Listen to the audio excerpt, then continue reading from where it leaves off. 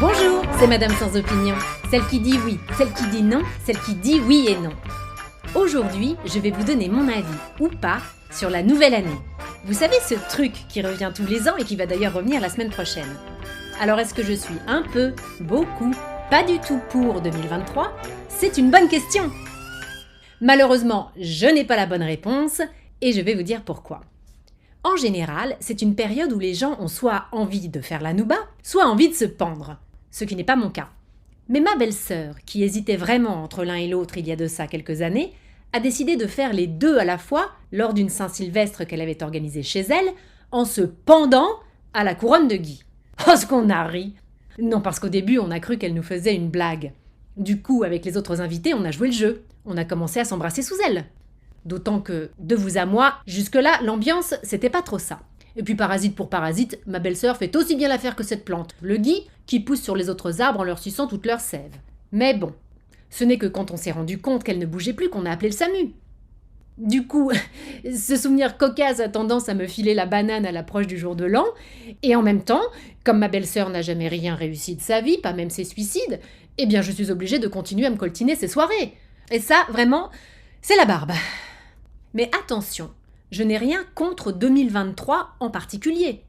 Ce qui me fait suer surtout de la fin d'année, outre me coltiner les restes de ma belle-sœur, c'est le passage d'une année à l'autre. En fait, je crois que j'aimerais bien passer le passage. L'éviter, quoi.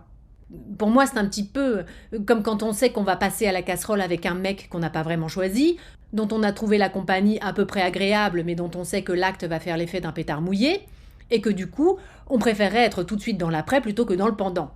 Oui, bah voilà, c'est ça. Je préférerais sauter le nouvel an plutôt que de me faire sauter par lui. Ou alors sinon, autre solution, on arrête tout. On dit carrément stop au changement d'année. Bah pourquoi pas après tout ? Il ne tient qu'à nous d'arrêter le compteur. C'est bien nous qui l'avons mis en place, ce fichu calendrier grégorien, non ? Et puis avant lui, il y avait le calendrier julien. Et puis encore avant, rien du tout. On se fiait à l'observation du soleil, de la lune, et on s'en sortait très bien comme ça. Bon bah on n'a qu'à décider que désormais, on ne vivra qu'une seule grande et même année, et puis c'est tout. Bon, ceci dit, ça serait couillon de s'arrêter sur 2022. C'est vrai que c'est pas le meilleur cru. Mais ce n'est pas grave, on en choisit une autre. Ou plusieurs autres d'ailleurs, et puis on fait un combo. Tenez par exemple, on garde un bout de 1981. Ça, vraiment, j'y tiens. Parce que c'est l'année de la première diffusion en France de Dallas, et puis de la sortie de La Danse des Canards. Merci Jean-Jacques Lionel. On rajoute une pincée de 1789, pour le sursaut d'espoir qui nous a fait croire qu'on pourrait tous être libres et égaux en droit, et pour l'invention de la guillotine aussi, dont je trouve l'adaptation pour couper le saucisson rudement pratique. Et puis, je ne sais pas moi, on pourrait aussi rajouter une louche de 1967 par exemple, l'année la plus lumineuse du mouvement hippie, et qui a vu naître Stéphane Rothenberg, #Top Chef Forever, Vanilla Ice, Ice, Ice, Baby. R. Kelly aussi, I Believe I Can Fly. On appelle cette année l'année 81 789 076 et puis on n'en parle plus. Allez, c'est décidé, on fait comme ça. Bon réveillon à tous.